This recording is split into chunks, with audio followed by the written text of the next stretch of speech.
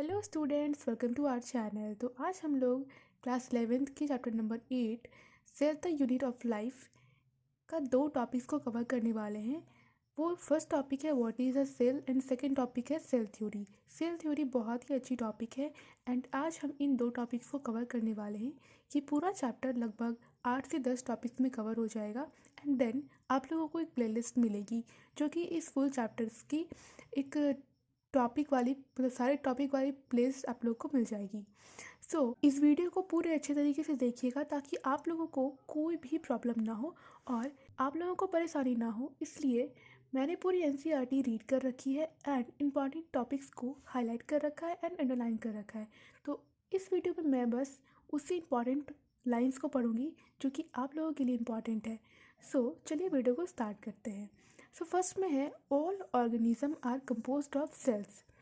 Some are composed of a single cell and are called unicellular organism, while others like us composed of many cells are called multicellular organism। तो cell शब्द सुनते ही आप लोगों को कुछ ऐसा ख्याल आता होगा, हाँ यही है सेल। और यहाँ पे कहा जा रहा है कि ऑल ऑर्गेनिज्म, जितने भी ऑर्गेनिजम्स होते हैं, चाहे हम हो प्लांट्स हो, तो जितने भी ऑर्गेनिजम्स होते हैं वो सब सेल्स के बने हुए होते हैं। मगर कुछ ऑर्गेनिज्म एक ही सेल के बने हुए होते हैं तो कुछ ऑर्गेनिज्म बहुत सारे सेल्स के बने होते हैं। जैसे कि हम बहुत सारे सेल्स के बने हुए हैं। तो हम हो गए मल्टी सेलुलर और जो सिंगल सेल्स के बने होते हैं उन्हें यूनिसेलुलर कहा जाता है। अब हम लोग आगे बढ़ते हैं। What is a cell? Unicellular organism are capable of independent existence. तो यूनिसेलुलर जो ऑर्गेनिज्म होते हैं वो इंडिपेंडेंट एग्जिस्ट कर सकते हैं, मतलब कहीं भी वो पाए जा सकते हैं। सेकेंड में performing the essential function of life, और वो अपने जीवन के लिए जितने भी ज़रूरी काम होते हैं जो कि उन्हें जिंदा रख सके वो करते हैं। ठीक है। Hence the cell is the fundamental structure and functional unit of all living organism. तो ये रहा सेल का बेस डेफिनेशन जो कि आप लोग स्क्रीन पे देख सकते हैं। Cell is the fundamental structure and functional unit of all living organism. फिर है Anton van Leeuwenhoek first saw and describe live cell. तो जीवित कोशिका, सेल को कहते हैं कोशिका हिंदी में, और जो जीवित कोशिका होती है यानी लिविंग सेल, तो लिविंग सेल की खोज किसने की थी? एंटोन वॉन ल्यूवेनहॉक ने। और फिर है Robert Brown later discovered the nucleus. तो न्यूक्लियस की खोज किसने की थी? रॉबर्ट ब्राउन ने।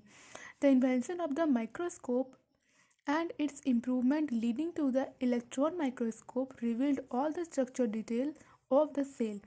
तो जैसे ही इलेक्ट्रॉन माइक्रोस्कोप का इन्वेंशन हुआ, आविष्कार हुआ, हम सेल्स के ना हर एक पार्ट को डिटेल्स में देख सकते थे।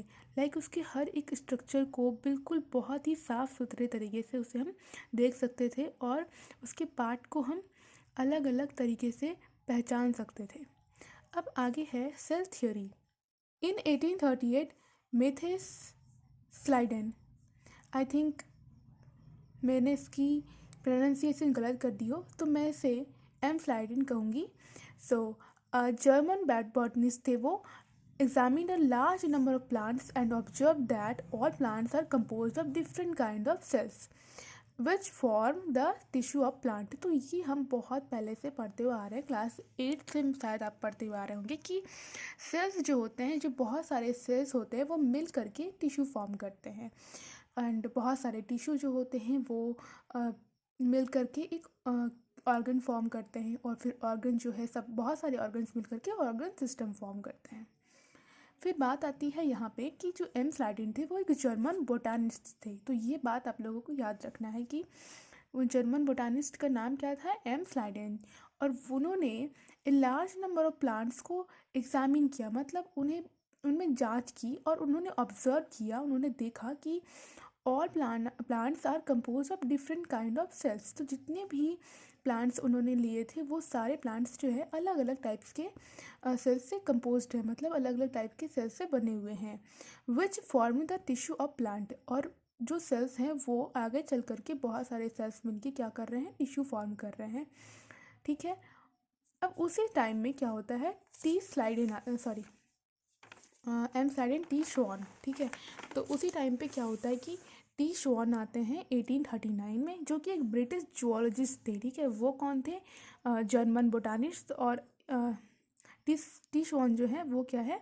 British zoologist.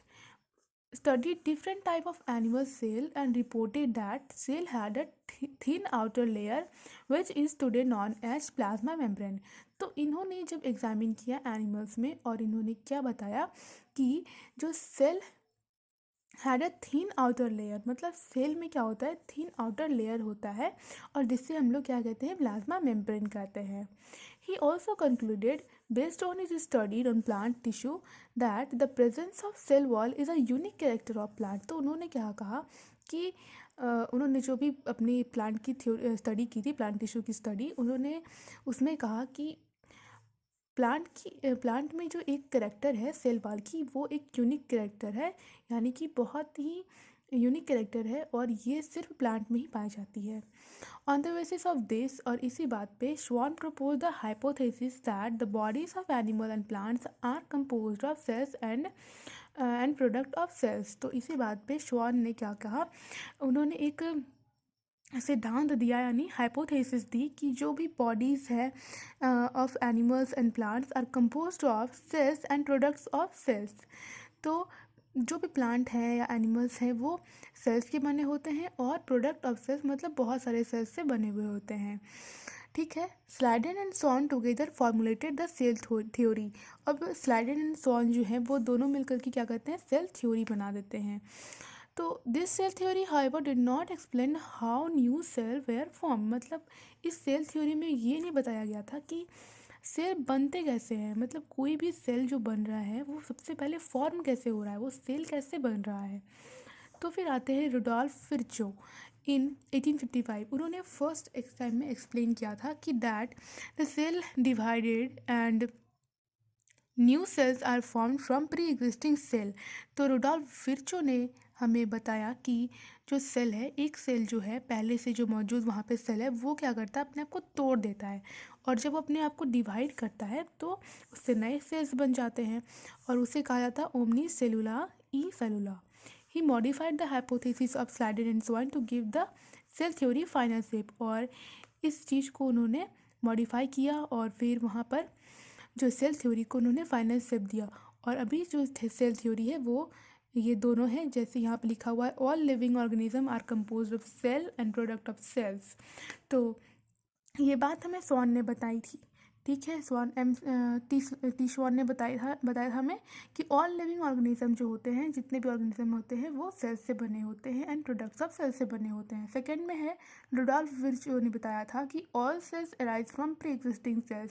तो अभी हमारा जो है सेल थ्योरी कंप्लीट होता है, एंड स्टूडेंट्स ये बहुत ज़्यादा इंपॉर्टेंट टॉपिक था, तो आई थिंक आप लोगों को बहुत अच्छे से समझ में आ गया होगा। अगर किसी प्रकार का प्रॉब्लम हो या मैंने कुछ गलत कर दिया हो तो आप लोग कमेंट कर सकते हैं, मैं नेक्स्ट पार्ट में उसे सुधार दूँगी।